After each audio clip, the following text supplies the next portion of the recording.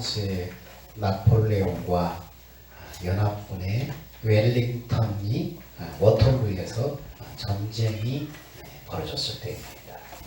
두 군대는 하나의 고지를 가운데 두고 서로 마주하고 있었어요.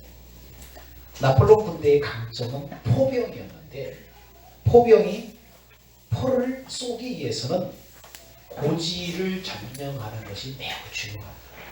그 높은 데 고지를 점령해야만 적의 위치가 어딘지를 정확하게 알고 포를 쏘게 됩니다.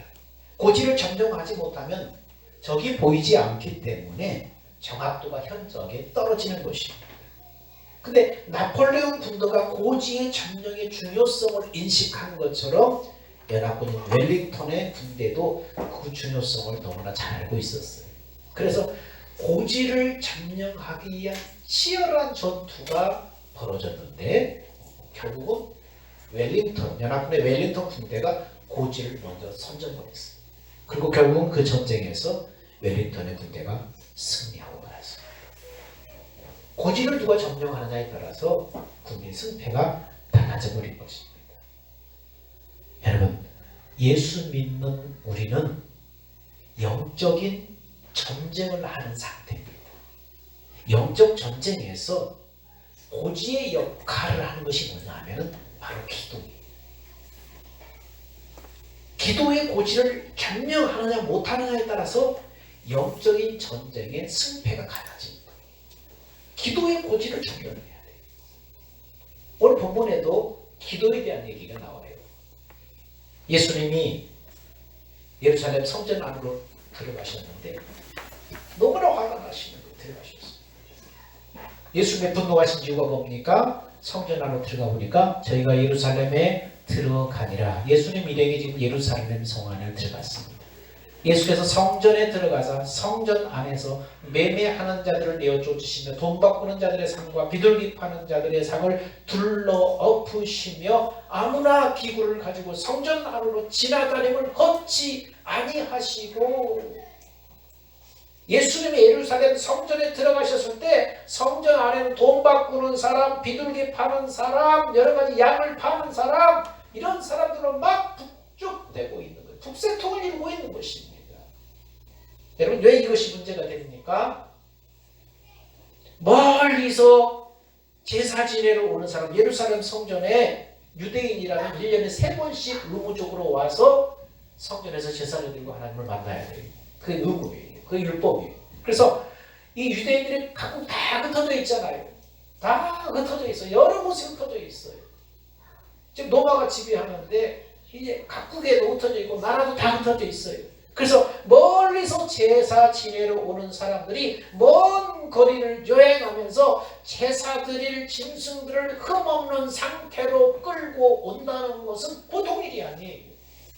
하나님 앞에 제사 드릴 그 짐승이나 그런 것들, 양이나 이런 것들은 흠이 없어야만 하나님 앞에 제물로 드릴 수 있어요. 흠 있는 것은 드리지 말라. 그래서 하나님 앞에 제사를 드리기 위해서 흠 없는 상태로, 건강한 상태로, 온전한 상태로 보호하면서 그들 데려가야 되기 때문에 그게 보통 일이겠냐고요. 그래서 이들의 편의를 제공하기 위해서 성전에서 제사 드릴 양이나 비둘기나 이런 것을 팔게 했어요. 거기서 사서 드리. 고향에서부터 막 끌고, 걸어서 끌고 여행하면서 오는 것보다 거기서 사서 드릴 수 있도록 했어요. 그리고 성전 경내에서는, 예루살렘 성전에서는 성전세를 내고 물건을 사고 이렇게 할 때 성전 안에서는 성전에서만 통용되는 성전 화폐를 써야 돼. 근데 순례자들이 일반 화폐를 가지고 이제 성전 안에서만 쓰는 성전 화폐를 어떻게 써요? 그럼 결국 어떻게 해야 돼? 돈을 바꿔야 돼. 환전을 해야 돼. 그러면 돈 바꿔주는 환전상들도 거기에 있어야 돼. 그래서 이런 사람들의 불편을 없애기 위해서 편의를 제공하기 위해서 그곳에 사람들이 소도 팔고 양도 팔고 비둘기도 팔고 이쪽에 세워놓고 돈도 환전해주고 막 그렇게 있는 거예요. 근데 예수님에 들어가셔서 이 모습을 보이고 분노하시면서 화를 내시면서 다 상을 둘러 엎으시고 막 재치고 휘두르면서 내 쫓는 거예요. 소리를 지르면서. 뭐가 문제일까요? 장사꾼들과 성전의 제사장들이 서로 결탁해서 뇌물을 주고받고 불법을 저지르는 거예요. 아니, 뇌물이라는 것은 옳지 않은 일을 청탁할 때 주는 건데 하나님 앞에 제사드릴 성전에서 청탁할 게 뭐가 있어요? 청탁할 게 뭐가 있다고 그래요? 거기서 벼슬을 살 거예요? 무슨 편의를 봐줄 거예요? 자, 어떤 불법이 성행하고 있었냐 하면은 제사드릴 제물은 흠이 없어야 돼요. 그래서 제일 좋은 것으로 드시는 거예요. 근데 눈먼 것이나 절름발이나 흠 있는 것을 정상 가격보다 싸게 팔면 사는 사람은 싸게 사서 좋습니다. 근데 흠 있는 재물은 하나님 앞에 재물이 될 수 없어요. 그래서 아무리 물건이 싸도 흠이 있으면 사람들은 사지 않아요. 그리고 장사꾼들이 생각할 때 사람들이 이 흠이 있어도 사게 하려고 하면 어떻게 해야 돼요? 흠이 있어도 재물이 될 수 있도록 해야 돼요. 그럼 재물이 될 수 있도록 하려면은 재물을 가지고 제단 앞에 갔을 때 그것을 누가 검사해요? 제단 앞에 가서 제사장이 검사해요. 그럼 누구한테 뇌물을 쓰면 돼요? 제사장한테 뇌물을 쓰면 돼요. 그래서 흠 있는 재물을 통과시켜 달라고 장사꾼들이 제사장에게 뇌물을 주고 그 돈의 일부는 대제사장에 상납되고 이런 고리들이 연결이 되는 거예요. 또한 환전업은 이권이 걸려있는 독점 사업이기 때문에 이 제사장이나 이런 사제들에게 뇌물을 주고 그 사업을 독점한단 말이에요. 이 받은 뇌물들을 또 우리 상납하고 서로 나눠 먹고 이러는 거예요. 흠 있는 재물을 하나님 앞에 드리면 돼요? 안 돼요? 안 돼요. 근데 제사장들이 눈을 감고 불법을 저지르는 거예요. 하나님을 두려워하지 않는 거예요. 그래서 성전은 부패한 지도자들과 상인들에 의해서 본래 취지는 다 사라져버리고 부정과 불법과 탐욕이 가득 찬 곳이 되어버립니다. 예수님은 하나님과 만나는 장소인 성전이 인간의 탐욕으로 얼룩져 있는 것을 보시고 지금 분노하신 거예요. 하나님을 만나야 돼. 하나님을 예배하고 자기 죄를 위해서 재물을 드려서 재물을 주님으로 자기 죄를 속하고 이런 거룩한 장소에서 인간의 탐욕으로 죄악으로 얼룩져 있는 그 현장을 보면서 분노하신 거예요. 그래서 주님은 그 상황을 뭐라고 하십니까? 강도들의 소굴이다. 이건 성전이 아니라 강도의 소굴을 만들어라고 했던 거예요. 하나님에 대한 진짜 중심은 사라져버리고 인간의 탐욕과 이기심만 거기에 드러나고 있기 때문에 하나님은 분노하신 것입니다. 우리 주변에서도 많이 그런 일들이 보죠. 본래 처음에는 좋은 취지로 했는데 시간이 갈수록 인간의 이기심과 탐욕이 결부되면서 그게 변질되버리고 본질은 사라져버리잖아요. 본래 취지는 그게 아니었는데 거기에 걸려있는 각종 이권 때문에 부정과 불법과 뇌물이 성행하고 본래 취지는 사라져버리는 거예요. 아파트 같은 데 보면 뭐가 있어요? 처음에 아파트 주민을 편의를 위해서 장사들 와서 허용을 하고 또 야시장도 열고 좋은 취지 시작해요. 근데 나중에는 뭐예요? 주민들의 편의와 주민들을 위해서는 아니라 주민들은 뒷전이고 이런 장사꾼들 한 사람 한 사람 유치할 때마다 거기서 돈을 받기 때문에 그 사람들을 위주해야 돼. 주민들이 불편하지 말고 상관없어. 그 사람들을 위주해. 그래서 주차할 때도 얼마나 불편할지 몰라. 주객이 바뀌어버려요. 본래 취지가 사라져버리는 거예요. 이권이 걸리고 탐욕이 거기에 얼룩지기 시작하는 그런 것입니다. 오늘 말씀드린 그런 원리에 의해서 지금 본질이 퇴색돼 버린 것입니다. 그래서 주님은 분노하셨습니다.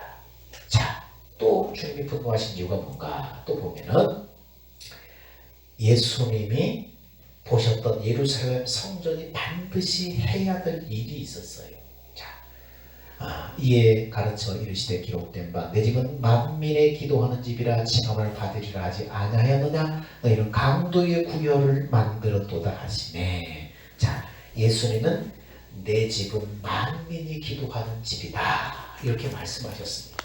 하나님의 집의 기능과 목적을 하나님께서 정하셨고 그것이 무엇인가를 설명해 줍니다.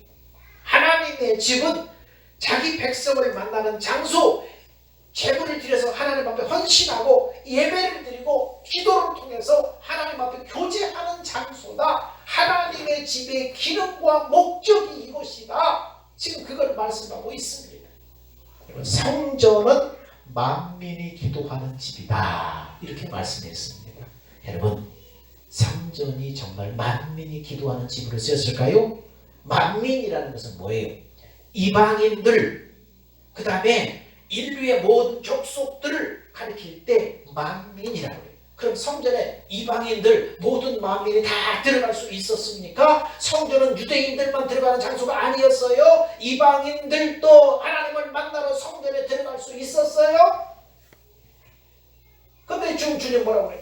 모든 만민이 기도하는 집이다 내 집은. 성전의 구조를 잘 보면요, 자, 우리가 생각했을 때 성전은 유대인들만, 이스라엘을 택한 선민들만 들어가서 제사 드리고 하나님을 만나는 곳이다, 그렇게 우리가 인식하고 있는데, 성전의 구조를 보면 여기 하나님의 마음이 나타나 있어요. 하나님 진짜 본심이 여기에 나타나 있어요. 성전의 구조를 보면은 성전에 예루살렘 성문을 딱 들어가서 성전 구역에 딱 들어가면은 제일 먼저 하나의 개방된 뜰이 나오는데, 이 뜰은 뭐냐면은 이방인들에게 개방된 뜰이에요. 이 뜰은 이방인들도 마음대로 와서 하나님 앞에 기도할 수 있기 때문에 이곳을 이방인의 뜰이라고 지내요. 이방인의 뜰이 있었다는 거예요. 성전 가운데 제가장자리. 그래서 그들이, 이방인들도, 유대인이 아니라도 이방인들도 여기에 와서 하나님께 예배하고 하나님 앞에 기도할 수 있는 곳, 이것이 이방인의 뜰이 있었어요.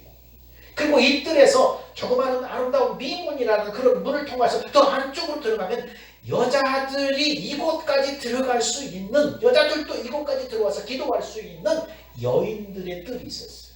이스라엘 사람들에게 있어서 여자와 아이는 사람의 수에 치도 않았어요. 그렇게 인격적인 어떤 대우를 못 받았어요. 근데 특별히 뭘 배려했어요? 하나님께서 성전의 구절을 보니까 여인들의 뜰이 있어요. 여인들이 이곳까지 들어와서 하나님께 기도하고 하나님을 만날 수 있는 장소, 여인들의 뜰이 있었어요. 하나님 그것까지 다 배려를 하셨어요. 그리고 이 여인들의 뜰에서 더 깊은 안쪽으로 들어가 보면 남자들이 들어갈 수 있는 이스라엘 사람들의 뜰이라는 곳이 있어요. 이스라엘 남자들만 들어갈 수 있는 것, 그곳까지 더 깊이 들어갈 수 있는 것. 그래서 남자들의, 이스라엘 사람들의 뜰이라는 곳까지 들어갈 수 있어요. 그리고 더 안쪽으로 들어가면 성소가 있고 지성소가 있고 제상의 뜰이 있어요. 제사장의 뜰. 그러니까 뜰이 이렇게 나눠져 있는 겁니다. 이방인의 뜰, 여인들의 뜰, 이스라엘 사람들의 뜰, 제사장의 뜰, 다 이렇게 칸막이가 돼 있어가지고 단어로 써 있는데 거기를 통과해서 들어갈 수 있어요. 그리고 제일 깊은 안쪽에 하나님의 성소, 지성소가 있는 거예요.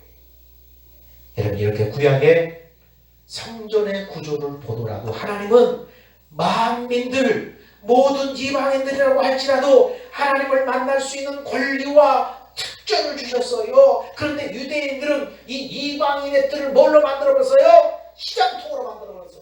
옥의 시장, 야시장으로 만들어버렸어요. 이방인들이 하나님을 만나는 장소, 기도할 수 있는 장소, 이런 곳이 시장을 만들어서 기도할 수 없게 만들고 하나님을 만날 수 없게 만들어버린 거예요.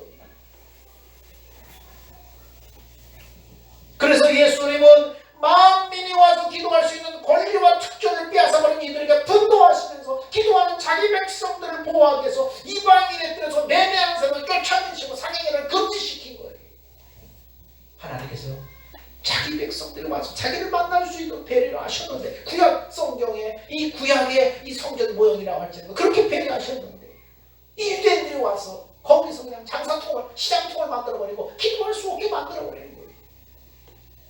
하나님께서는요, 예수 그리스도를 통해서 성전의 영광을 회복시키시고 세계 모든 만민이 기도하기 위해서 하나님의 성전으로 몰려오는 그런 비전과 꿈을 갖고 계셨어요. 그것이 구약 성전의 구조로 예표하고 있어요. 이게 하나님의 꿈이다. 모든 만민이 다 하나님을 만날 수 있도록, 하나님 앞에 나올 수 있도록, 그래서 성전에서 기도하고 하나님을 만날 수 있도록, 이것이 하나님의 비전이고 하나님의 꿈이었어요. 근데 유대인들은 이것을 막아버린 거예요. 뺏어버린 거예요. 회방해버린 거예요. 오늘날도 이 위대한 하나님의 계획을 방해하는 사람들이 누구일까요? 교회를 세속화시켜서 이 추구의 수단으로 만들어버리는 종교인들, 장사꾼들, 그들은 율법과 제도와 기복신앙으로 사람들의 마음을 묶어버리고 사람들로 하여금 하나님의 성전의 꿈을 보지 못하게 하는 사람들, 이들은 교회를 이 축의 수단으로 만들어서 사유하는 사람들입니다. 오늘날도 예수님은 이러한 자들의 탐욕을 보시면서 단식하시며 분노하시는, 누구든지 하나님의 성전에 와서 하나님을 만날 수 있도록 해야 되는데, 큰교회, 강남교회, 부자교회, 강북교회, 지방교회 다 말아보고 들어올 수 있게 만들어버리고 편을 갈아버리고 단장을 싸버리고, 그런 것을 보시면서 하나님은 분노하시고 하나님의 꿈을 막아버리는 사람, 누구나 와서 하나님을 만날 수 있는 종교라는 율법이라는 것으로 사람들의 마음을 묶어서 하나님을 두려워하고 저주받고 벌받고 이런 것으로 만들어서 마음껏 하나님 앞에 나오지 못하게 만들어버리는 이 세대의 종교인들, 교회를 장사꾼 이익 집단으로 만들어버리는, 이것을 하나님은 분노하시는 거예요. 지금은 예루살렘 성전이 무너졌습니다. 예루살렘 성전, 이제 예루살렘 성전에 가서 사람들은 하나님을 만나지 않아요. 그곳에 가서 예배하지 않아요. 그곳에 가서 진석으로 제사하지 않아요. 예루살렘 성전은 예표였어요. 앞으로 하나님이 진짜 이루시려고 하는 성전, 그것에 대한 예표였어요. 예루살렘 성전은 무너졌습니다. 그러면 지금 예루살렘 성전을 대신하는 것이 뭡니까? 에베소서 2장 20절은 이렇게 말합니다. 너희는 사도들과 선지자들의 터 위에 세우심을 입은 자라. 그리스도 예수께서 친히 모퉁이 돌이 되셨느니라. 사도들과 선지자들이 뭘 전했어요? 복음을 전했어요. 천국 복음을 전했어요. 그 복음을 듣고 너희가 구원받아서 이제 생명을 입은 사람들이다. 그리스도인 하나님의 백성이 된 사람들이다. 그리스도 예수께서 친히 모퉁이 돌이 되셨느니라. 그 집에 그 모퉁이 돌이 돼서 너희가 이제 그 집으로 지어져 간다는 얘기입니다. 그 다음에 그 안에서 건물마다 서로 연결하여 주 안에서 성전이 되어가고, 너희도 성령 안에서 하나님의 구하실 처소가 되기 위해서 예수 안에서 함께 지어져 가느니라. 너희가 성전이다. 이스라엘 예루살렘에 있는 성전이 아니라 이제는 너희 복음을 듣고 거듭난 너희가 성전이다. 너희들이 모인 그 공동체가 성전이다. 성전은 뭐예요? 하나님의 집이에요. 성전은 하나님이 거하시는 집이에요. 하나님이 임재하시는 집이에요. 예수님은 자신을 성전이라고 말씀하셨어요. 왜요? 예수님 마음 안에 아버지의 영, 하나님의 영이 예수님 안에서 예수님과 함께 사셨기 때문에 예수님은 자신을 성전이라고 했어요. 복음을 듣고 성령으로 거듭난 우리 한 사람 한 사람도 성전이에요. 왜요? 아버지의 영, 예수의 영이 복음을 듣고 영접한 사람 안에 들어와서 여기에 성전 삼고 계시는 거예요. 마음에 성전 삼고 계시는 거예요. 이제는 마음의 성전이에요. 성전이신 예수께서 머리가 되시고 그분과 함께 우리는 그분의 몸으로 지어져가는 성전이고, 이런 사람들의 모임 공동체가 바로 성전된 교회입니다. 하나님의 꿈은 이것이었어요. 누구든지 제한받지 않고 이제 단장으로 쌓이고 이방인의 뜰, 여인의 뜰, 남자들의 뜰, 제사장의 뜰 다 막아놓는 것이 아니라 이제는 모든 답이 다 허물어졌어요.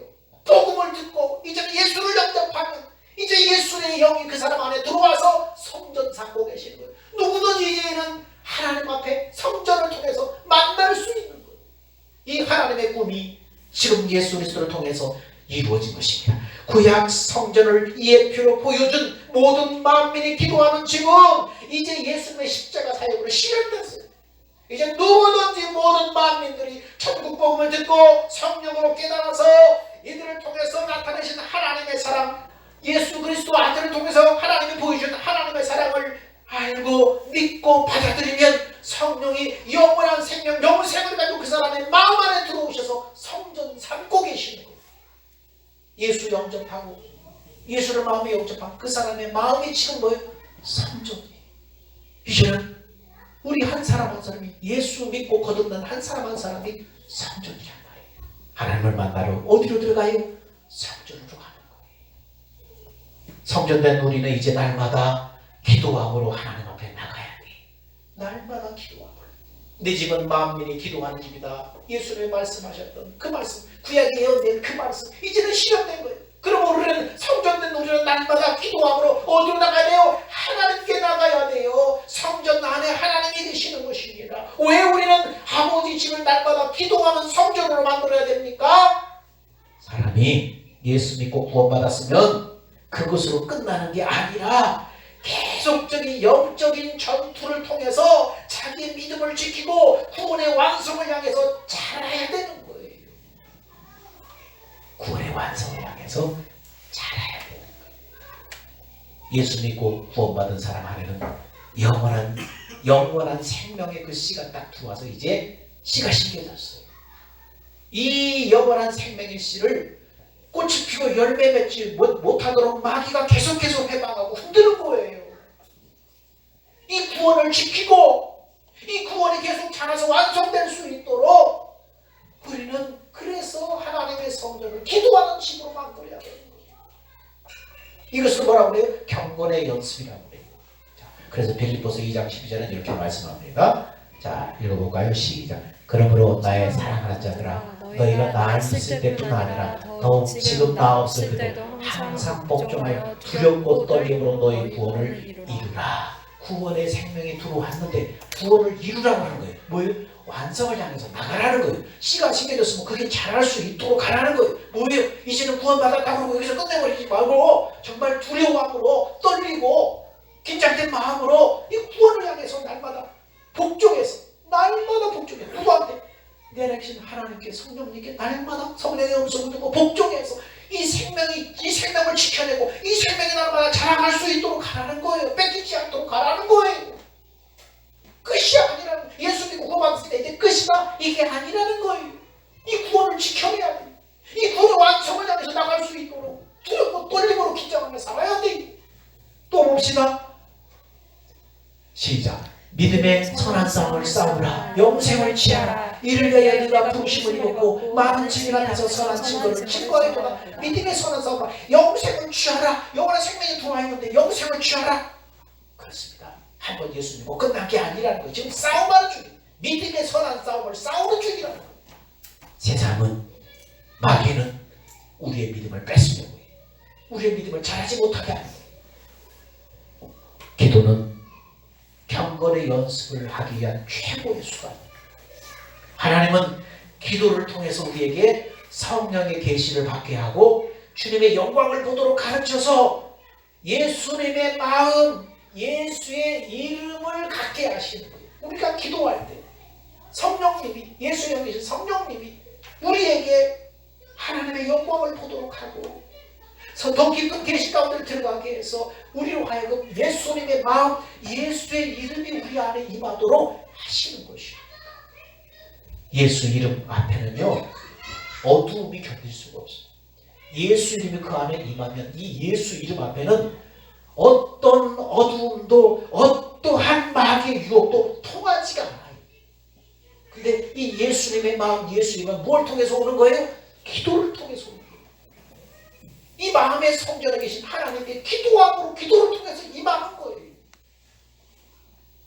기도의 목적은 뭡니까? 그러니까 기도의 목적은 하나님 뭐 주세요, 뭐 잘되게 해주세요, 무슨 사업 이루어주세요, 이거 요구조건이에요. 기도하는 목적은 뭡니까? 하나님의 영광을 보기 위해서 기도하는 거예요. 하나님의 영광을 보기 위해서. 기도의 목적은 뭘 요구하는 것이 아니라 성령님, 예수를 통해서 나타나신 하나님의 마음을, 하나님의 사랑을 알도록 가르쳐 주십시오. 그 하나님의 마음 안에 들어가려고, 하나님의 심령, 하나님의 마음을 알려고, 그 은혜를 알려고 그렇게 성령께 구하며 갈 때에 그때 하나님이 가르쳐 주시고 깨우쳐, 하나님 성령께서 우리 마음에 가르쳐 주시고 깨우쳐 주시고 감동을 주시고, 그게 뭐예요? 그게 영광이에요. 하나님이 보여주는 영광이에요. 그 영광을 받기 위해서, 그 영광을 보기 위해서 기도하는 거예요. 자기 요구 조건 이루어달라고 하는, 요구도 하는 것이 기도하는 목적이 아니라. 그런데 성령님은 하나님의 뜻대로 기도하는 사람의 기도를 들으셔요. 그래서 성령님은 탄식하면서 우리를 하나님의 뜻대로 기도할 수 있도록 도와주셔요. 우리 옆에서 우리 안에 마음에 오셔서 우리가 하나님의 뜻대로 하나님 앞에 기도하며 나갈 수 있도록 자꾸 도와주셔요. 성령이, 이 말씀에 보니까 성령이 말할 수 없는 탄식으로 우리를 위해서 기도하신다, 그렇게 말씀하셨어요. 우리 안에 계신 성령님이 우리가 기도할 때 성령님이 우리의 마음을 하나님 앞에 탄식하며 회개하며 그렇게 기도할 수 있도록 내가 성령님을 슬프게 하는 일이 무엇인가, 하나님을 근심케 하는 일이 무엇인가, 그런 마음을 갖도록 성령님이 자꾸 우리 마음을 만들어 주셔요. 그래서 성령님 우리 마음껏 우리 안에서 일할 수 있도록 환경을 만들어 주시는 거예요. 기도할 때 하나님의 영광을 구하고, 하나님의 마음을 구하고, 하나님의 뜻을 구하고, 그를 위해서 구하고, 이 성령으로 성령께서 우리 마음을 그런 환경으로 만들어주는 거예요. 내가 하나님을 슬프게 하는 일이 무엇인가, 내가 하나님의 성령을 근심케 하는 것이 무엇인가, 이런 마음을 자꾸 가르쳐주고 보여주셨습니다. 그 마음을 가지면 어떻게 해요? 회개하게 되고, 그 마음을 가지면 어떻게 해요? 그것 때문에 기도하게 되고, 그러면 어떻게 해요? 우리 마음이 하나님의 마음껏 역사할 수 있는 환경, 마음을 만드는 거예요. 그러면은 그런 상태로 성령님이 우리의 마음을, 성령을 근심케 하고 성령을 슬프게 하고 하나님의 마음을 아프게 했던 일이 무엇인 줄 아느냐 하면서 우리 마음, 그런 마음을 주시면 그런 마음을 갖고 회개하고 기도하다 보면은 우리 안에 뭐가 임하요? 하나님의 마음이 임해요. 하나님의 마음이 예수 이름이에요. 그 예수 이름이 우리 마음에 다 임해요. 그래서 하나님의 마음이 느껴져요. 그 하나님의 마음, 그게 뭐예요? 예수 이름이에요. 이게 진짜 능력이에요. 그 하나님의 마음, 예수 이름이 우리 마음에 임하면은 우리 마음에 있는 모든 어두움들이 싹 사라집니다. 하나님의 마음은 빛이기 때문에, 하나님의 마음은 예수 이름인데 그 예수 이름은 빛이기 때문에, 진리의 빛이기 때문에 어둠이 그 앞에 있을 수가 없어요. 그래서 그 마음에다가 하나님이 이제 직접 말씀하셔요. 마음이다. 이제 주님의 음성은 거기서 듣는 거예요. 회개하고 성령이 하나님의 슬프게 했던 그런 마음들이 우리한테 가르쳐 주셔서 그 마음을 따라 회개하고 또 그 마음을 따라 작정하고 그 마음을 따라서 눈물로 하나님 앞에 나가고, 그래서 우리 마음이 잘 씻겨지면 거기 뭐가 와요? 하나님의 마음이 들어와요. 예수 이름이 들어와요. 같은 거예요. 그러면 그 마음에다가 비로소 주님의 음성이 들리는 거예요. 그 마음에다가 하나님의 음성이 들리는 거예요. 그래서 그 마음에다가 하나님이 기록된 말씀 안에서 네 죄가 사해졌다, 네 병이 치료됐다, 네 문제가 해결됐다 말씀하시면 그 말씀은 아멘으로 받고 붙잡으면은 이제 그 말씀대로 순종하면은 그대로 이루어지는 거예요. 이게 응답인 거예요. 이걸 누리라고 하는 거, 이게 구원이라는 거예요. 우리는 그렇게 사는 존재예요. 그래서 하나님의 음성을 듣고 사느냐 못 사느냐가 하나님의 자녀냐 아니냐 결정나는 거예요. 그 상태까지 우리를 하나님 끌고 가려고 하는 거예요. 성령님 이렇게 우리로 하여금 그리스도의 마음을 갖게 해서 기록된 말씀 안에서 주님의 음성을 듣고 믿음으로 살게 함으로 하나님의 일하신 하나님의 응답, 하나님의 은혜, 이걸 누리며 우리로 살게 하는 거예요. 그렇게 살면, 그렇게 사는 결과가 뭐예요? 한 번 살고 두 번 살고 세 번 살면 뭐가 깊어져요? 우리의 믿음이 막 자라는 거예요. 세상이 우리를 건들 수 없는 믿음을 자꾸 자라는 거예요. 승리하는 거예요. 뭐가 만들어냈어요? 기도가 그렇게 만들어낸 거예요. 내 집은 그래서 만민이 기도하는 집이다. 어떤 사람이 입원해가지고 중환자실에 있었어요. 의식이 없어서 사람들을 알아보지 못했는데 목사님이 들어가니까 그 사람이 갑자기 벌떡 일어났어요.